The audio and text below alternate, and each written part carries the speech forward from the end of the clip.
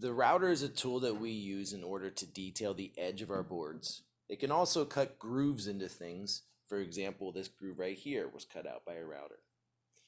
You're going to find out that the shape of our router bit is going to be the opposite of the shape that we're actually going to cut. So there's a lot of different types of bits. This one is straight. This one has a lot of curved detail to it. This one cuts out what we call a rabbet, right, which is a little slot into the edge of a board.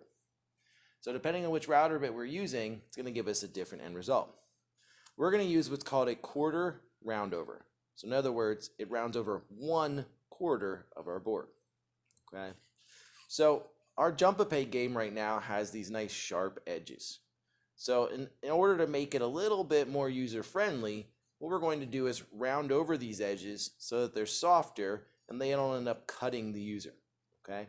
It also looks a little bit more aesthetically pleasing.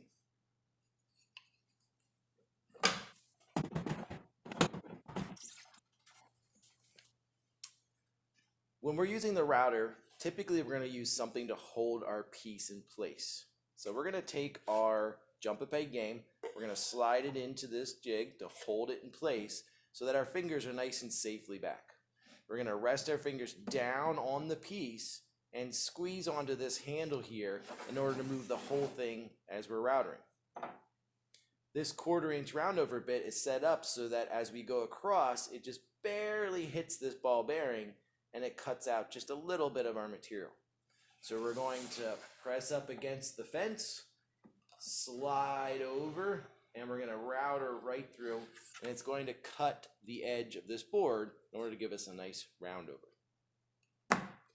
Once we're ready to go, everything's set up, we've cleared off our table, we're going to plug in our power, and we're going to make sure that our dust collection is hooked up here in order to draw down a lot of that dust.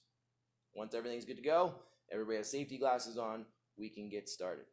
Notice that the motion that we're going to use is always going to be into the spinning bit, which in this case means that we're going to be going from the right to the left. But what we say is into the spinning bit. All right, here we go. Let's take a look.